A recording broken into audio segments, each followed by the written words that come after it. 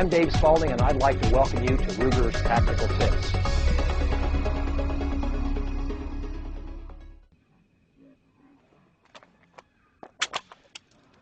Reloading during a domestic gunfight or an American law enforcement situation is really a rare event, but it has happened, and there have been police officers who have died because they couldn't get their gun reloaded and get it back in the fight fast enough.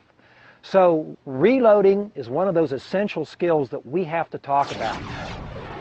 A lot of methodologies have come around on how to get a magazine into the grip of the pistol and get it back into the fight. If you think about what we're trying to accomplish here, we're merely trying to get this magazine out, this magazine in, and get back into the fight. And if you saw the amount of movement that's required to make that happen, it's really minimal. So let's go through this step by step. What we're going to do is we're going to bring the gun back here like this. Now if you saw, what is that, a foot, 18 inches of motion? It's not very much. And I'm just basically going to index this elbow on my rib cage. Now, this is important.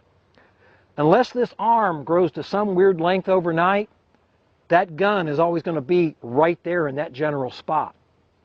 So having this index point is very, very important because now I know where that gun's going to be. At this point, I'm going to shift to the button. Now, instead of flipping around, my suggestion to use is a technique that was taught to me by Kelly McCann, who wrote under the name of Jim Grover for many years in Guns and Ammo magazine.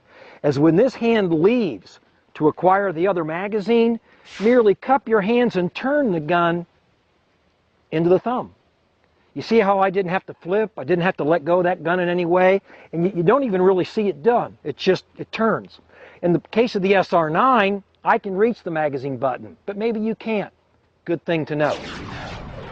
So once we get to this position right here, we're getting ready to jettison this magazine, but what I suggest you do first is come back and get this one and bring it up. Why? Well, what if during the action of the event you're moving around, maybe you took a spill on the ground, you tripped, whatever, this magazine fell out on the ground. Do you really want to jettison maybe the few rounds that you do have when you don't have nothing to go in its place? The moment you press this button with your thumb, you're going to see my whole arm locks up. The tension in my arm can easily be seen when I push the button. At that moment, this gun is going to be more locked in place than at any other time through this process. So push the button while the gun is still, be ready, insert it, back up and out. Now, two ways to make sure you get that, because you don't want to try to thread a needle. You need to index the magazine to make sure it's in place. The most common technique is the back of the magazine to the back of the magazine well, then push it up. However, some people are advocating, and you know what, it's really not a bad technique, that you lay the side of the magazine to the side of the magazine well because of the longer bearing surface. And if you look at the magazine, the side of the magazine offers more bearing surface than does the back. So something to be said for inserting it from the side and going up. The choice is up to you. Okay, next step, a slide lock reload. So what's different about a slide lock reload? Really nothing. We've got to drop the slide. There's two ways to do that. You eject the magazine, you put the new one in. At this point, I was taught many years ago to roll my hand up onto the slide stop lever, drop the slide and go on. If not, then what you've got to do is insert the magazine, roll your hand up, pull the slide to the rear, and go back.